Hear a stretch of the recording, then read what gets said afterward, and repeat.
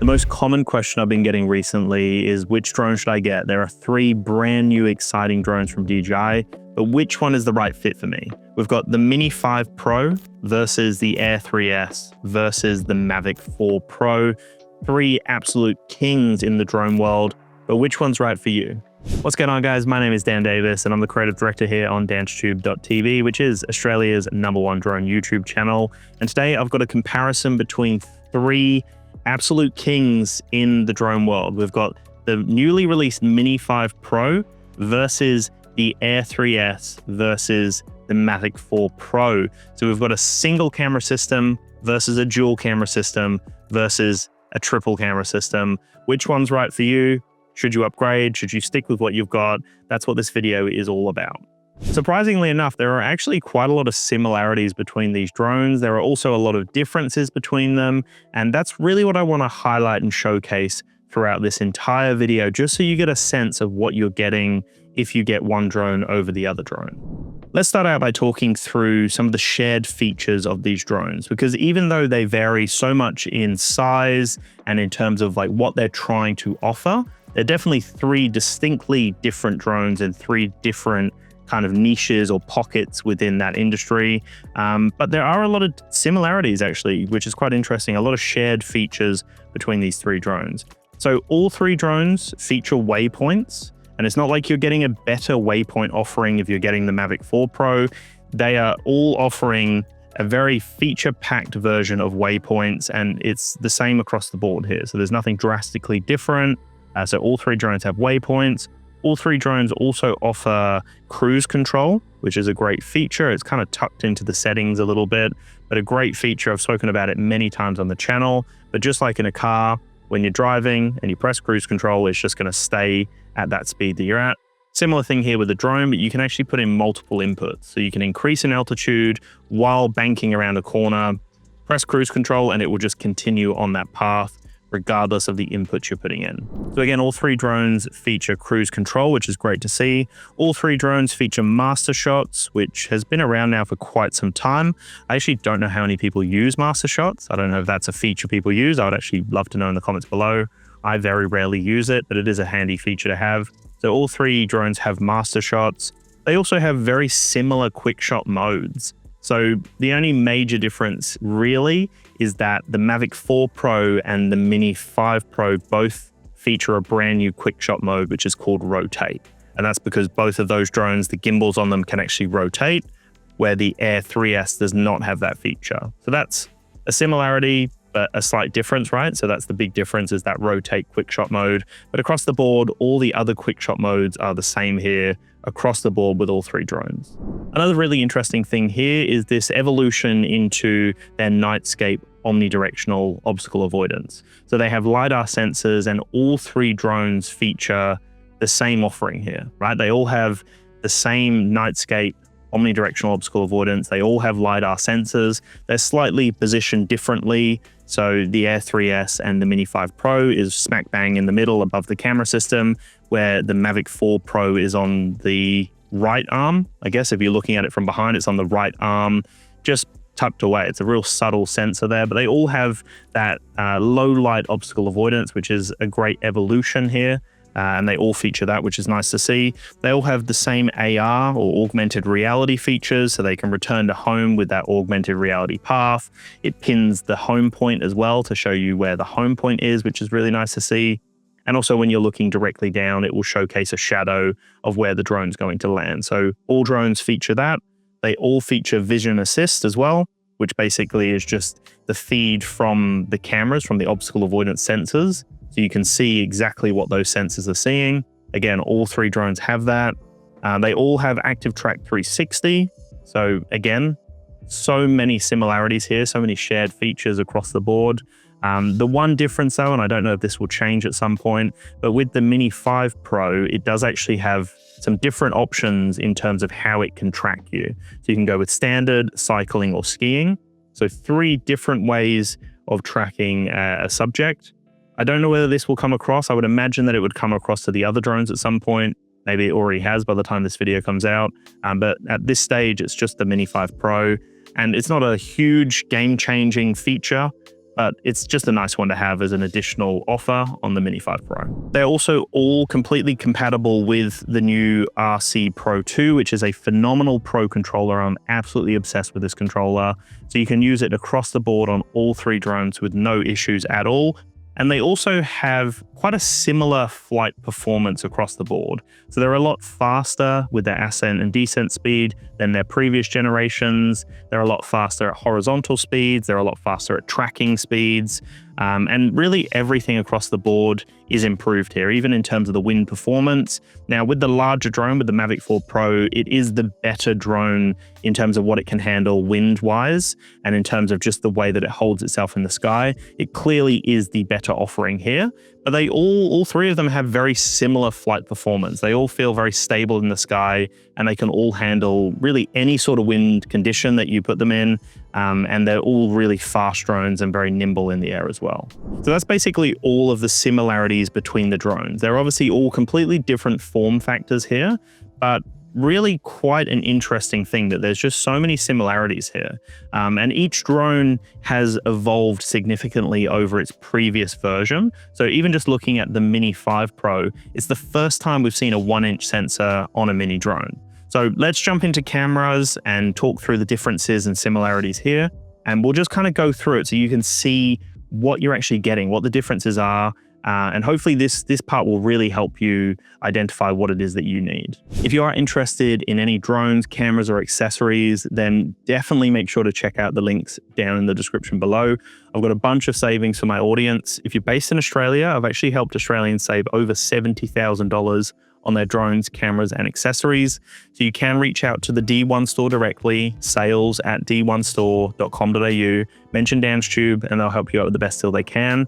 You can also use the code DansTube on their website to save on most drones, cameras, and accessories. And if for whatever reason you're in store at one of the local DJI stores in Australia, then go in, say hi to the staff, they're all really lovely, and mention DansTube at the counter, and they will help you out with the best deal they can as well. And for all of my international viewers, don't you worry, I've got some more links down there for you as well. So check them all out. They will all be down below. So like I said, with the Mini 5 Pro, it does have a 1-inch CMOS sensor. It's the first time we've seen a 1-inch sensor on a mini drone. It does still have true vertical video, which basically means that the camera flips or rotates to give you true vertical video. It can capture 50 megapixel stills. The camera system is a 24mm equivalent with the aperture of 1.8. And it also features a medium tele mode. So it's basically digital cropping. It's not a separate camera system, but that allows a 48mm equivalent. And they call it a medium tele mode, which works really nicely. And the video quality is nice and crispy. And so is the photo quality as well. It doesn't drastically dip because it's cropping, because it's actually not that much of a significant crop really. So that's a new feature in the mini range. And that 1-inch sensor is a nice improvement over the previous version, which is what we saw on the Mini 4 Pro. So the Mini 5 Pro can capture 4K 60 frames per second HDR video. It can also capture 4K 120 frames per second with slow motion. And then on top of that, we get 10-bit video options with up to 14 stops of dynamic range. So a really solid offering here, a nice improvement. And the big difference here is the camera system, because if we look at the Mini 4 Pro, that can still capture 4K 60 FPS HDR. But because we've got a larger sensor on the Mini 5 Pro, that's where you'll notice the difference here. Now, we look at the Air 3S. This is the only drone in the offering that doesn't have true vertical video. So it does have vertical video, so it crops the video into a vertical format, but the camera system does not physically rotate. So you don't get that rotate quick shot mode, and you also do not get that true vertical video. But what you do get here is a dual camera system. So you're getting a 1-inch CMOS sensor, similar to what we see on the Mini 5 Pro. It is a 24mm equivalent and an aperture of 1.8. So on paper, it's identical to the Mini 5 Pro. And then we've got that backup system, that medium telephoto system, which is a 1/1.3-inch CMOS sensor. It's a 70mm equivalent, and the aperture is 2.8. And so you're either getting 50 megapixel or 48 megapixel stills here, depending on whether you're using the 1-inch sensor or the 1/1.3-inch sensor.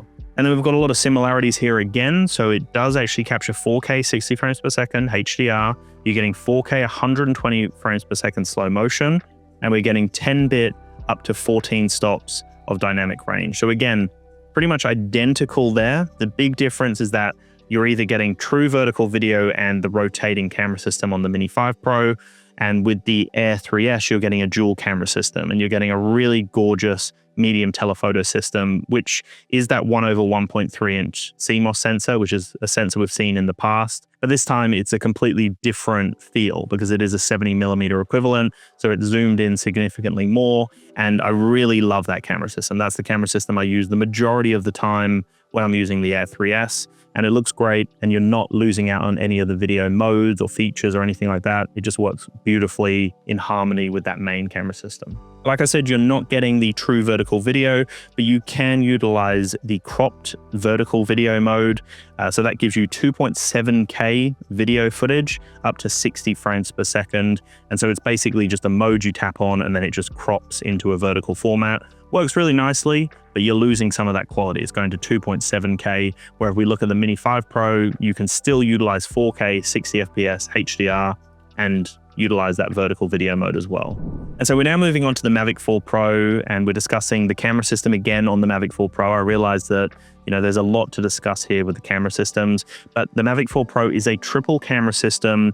It is their flagship camera system, and it does have the Hasselblad name associated with the main 4/3-inch CMOS sensor. So it's basically a micro four thirds camera system. So like, the camera system I'm using now, the Panasonic G9, is a micro four thirds camera system. So it's basically this camera system on a drone, which is just so cool to see.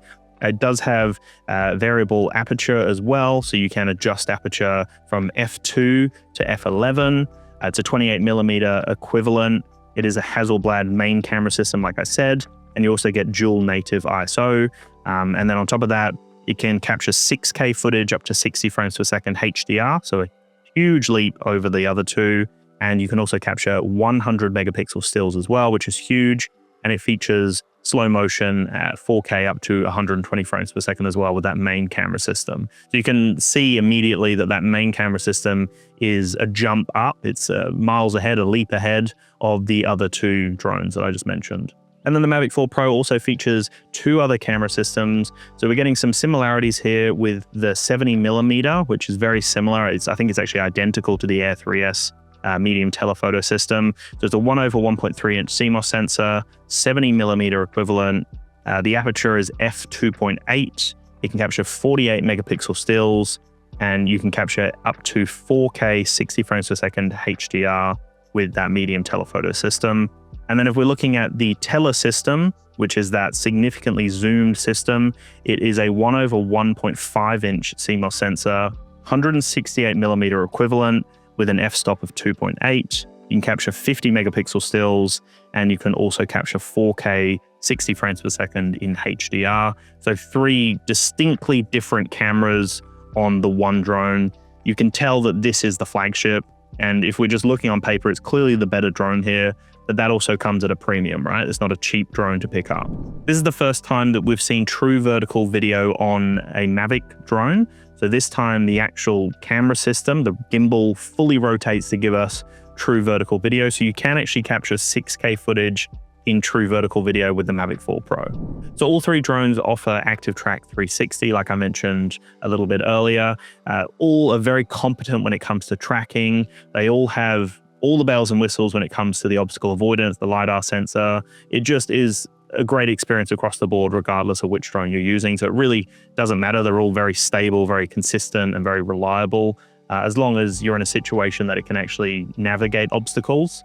But all do a really great job. I do want to talk about the gimbal rotation though, because that's the latest thing that they're offering. We saw it as an introduction with the Mavic 4 Pro, and it's got 360-degree gimbal rotation. So the camera physically rotates a full 360 degrees. You can go beyond that if you manually control it, and really, really unique perspectives. But I will say that the improved redesigned gimbal system on the Mini 5 Pro actually is better, I would say, than the Mavic 4 Pro, because on the Mini 5 Pro, it allows you to rotate regardless of how the camera's looking. So you can have the camera looking down on an angle, you can have it up on an angle, however, and the gimbal continues to rotate. It does not freeze up at all. Where the Mavic 4 Pro, because of how they've designed the gimbal and the camera, if you angle it down slightly, it just won't rotate. If you angle directly down, it won't rotate. There's limitations to how much rotation you can get out of the Mavic 4 Pro compared to the Mini 5 Pro. So I've got a whole standalone video on the channel showcasing that and talking about the differences. But that's something to mention because the Mini 5 Pro has more creative outlets, more creative opportunities with that redesigned gimbal system, where the Mavic 4 Pro is great and it offers a unique extended rotation range, but it has limitations when it comes to the tilt of the gimbal as well as that rotation combined. All three drones have a completely different weight class and they're kind of in their own lanes really. The Mini 5 Pro is the only drone that can weigh under 250 grams, depending on which battery you use, which I'll get into soon. But if we look at the standard battery on the Mini 5 Pro, the drone weighs 249.9 grams, so it's just under 250 grams, and that makes it a lot easier to fly in certain countries with rules and regulations around drone flight. Keep in mind though, there have been a lot of people online posting showing the drone weighing just over 250 grams, even just with that standard battery. So I don't know what's going on there, whether that's in the mass production side of things, when they were producing the drone, maybe it's just slightly gone over. For me though, not an issue. It weighs just under 250 grams there. And out of the three drones, it's the only drone that's a true mini drone that weighs under 250 grams. If we look at the Air 3S, this drone weighs 724 grams. So you can see it's a bigger drone, significantly bigger drone, over double the weight of the mini drone. And then the Mavic 4 Pro is the big one here, the big boy. It weighs 1,063 grams. So it actually weighs just over a kilogram, and it definitely feels like a bigger drone. The way it sits, you know, it commands the sky a lot better. It is a larger drone here, and you can tell why it's the flagship drone and why it's the beast that it is. All right, so I touched on the fact that they all have nightscape, omnidirectional obstacle avoidance. They all have LiDAR sensors, and it's really nice to see that evolution. Like just looking at the Mini 5 Pro, the fact that it's got nightscape, omnidirectional obstacle avoidance, it's got a LiDAR sensor, and it's got a 1-inch camera system. Like that's a really nice leap forward. And then the Air 3S, it's got a 1-inch system, it's got that medium tele system, and it's got all those features as well. And it's the same with the Mavic 4 Pro, but with an additional camera as well. So all three drones are premium flagship drones that you're going to be happy with. They've all got that pro kind of name to them. Even the Air 3S, I would say, is a pro drone. So really, really solid drone. So all three drones across the board do share a lot of similarities here. But if we look a little bit deeper into some of the differences, flight time is quite a difference here between the drones. This is where it steps away a little bit. So if we look at the Mini 5 Pro, this is where we have some variations depending on which battery you use. So the standard battery will get you 36 minutes and the Plus battery will give you 52 minutes of flight time. Keeping in mind the Plus battery will take the weight over 250 grams for the mini drones. At that point, it's maybe not fully a mini drone, it's just over a mini drone. But depending on what you're looking for, you get a few options here, which is really nice. The Air 3S gives you 45 minutes of flight time, just as a standard. There's no other batteries you can use there, but 45 minutes is a nice improvement here. And then the Mavic 4 Pro is the king, and it gives us 51 minutes of flight time, just again as a standard. There's no other battery option here, it's just 51 minutes with the Mavic 4 Pro. And looking at the range now and the OcuSync technology here, with the Mini 5 Pro, we're getting OcuSync 4 Plus, and that's giving us 20 kilometers of range. The Air 3S is giving us OcuSync 4, so not the Plus, but just the standard 4. But you're still getting 20 kilometers of range here. And then the Mavic 4 Pro is OcuSync 4 Plus, but we're getting 30 kilometers of range. So pretty standard for the three. They're all, like a rule of thumb is that they're going to be reliable. They have great range, and regardless of the situation you're in, they're going to be able to handle it and fly, and you're going to have no issues with interference. That's kind of the rule of thumb, because you always need to keep your drone close and in line of sight. So those numbers don't really add up in terms of a real world test. But what I would say is that all three drones have very consistent, reliable flight performance and flight distance, as well as that video transmission to the controller. Really great across the board. And then all three drones have internal storage of 42 gigabytes. I will say though, with the Mavic 4 Pro, depending on what version you're getting, you can get significantly more internal storage. But I just wanted to look at the standard versions here, and all three drones offer 42 gigabytes of internal storage, just as a standard. We're kind of getting to the end of the video, and hopefully you're starting to line everything up, create those little connections in your mind of how you would use these drones. So it's almost like they've got three distinctly different markets, right? So we've got the Mini 5 Pro, which is a pro drone. It's a 1-inch sensor, really solid camera system, great obstacle avoidance, great battery life, great performance, all that stuff, right? But that drone is a smaller drone. So I would say that's more targeted to people who are wanting a smaller footprint. Maybe you want your drone to fit in a camera bag with other stuff, right? And you don't want to have a standalone drone bag. Perfect for stuff like that, just to add to your kit as an additional offering. If you're offering a service to people and you want to have some aerial photo and video, great to have something small like the Mini 5 Pro. It's also great for traveling, and it's great for countries where you have limitations around flight depending on the weight of the drone. So that's where I think the Mini 5 Pro really stands out. I know the mini drone market is extremely popular, and I know that a lot of people have a mini drone to complement their larger drone. So I think, again, that's another example. If you've got a larger drone and you want something smaller, again, Mini 5 Pro is a great option here. For me, interestingly enough, I would actually say the Air 3S is the ultimate drone for most people. It's between the two, right? It's like, it's still a professional drone, but it's in between a mini drone and the flagship Mavic 4 Pro. But I'd say the Air 3S is probably one of my favorite drones. It's got some amazing options. It's a really reliable drone. Like, I've never had any sort of issues with birds, never had any issues with flight performance. Video quality is great. The dual camera system's great. And just on that note, I will say with the Mini 5 Pro, it can attract birds, right? Like, because it's a smaller drone, I do find that it can. I've actually had a few birds go for the drone. And that was the same with other mini drones. I find that because of its size, it doesn't command the sky as much. It's not as confident in the sky. So the birds seem to notice that and go, well, we're going to go for it. So I will say that that's something I've never had any issues with on the Air 3S or the Mavic 4 Pro. Never had birds even attempt to go for them. The Mini 5 Pro, that can be an issue. So I think the slightly larger Air 3S, it's actually significantly larger. It's over double the weight, right, of the Mini 5 Pro. But I think that makes a difference in terms of its flight performance, the way it actually commands the sky. The dual camera system is amazing here. Like, I love that medium tele system. If we are to talk about the three drones, the Hasselblad system on the Mavic 4 Pro is the best camera system. But then that medium telephoto system, which is across the board on both the Mavic 4 Pro and the Air 3S, that's my favorite camera system. It just gives such a unique perspective, and it creates more layering in the video, which just is something unique, right? Something different. We've seen wide perspective drone shots for so long now. So to have something different actually does change the game, really. So the Air 3S, I would say, is my personal pick.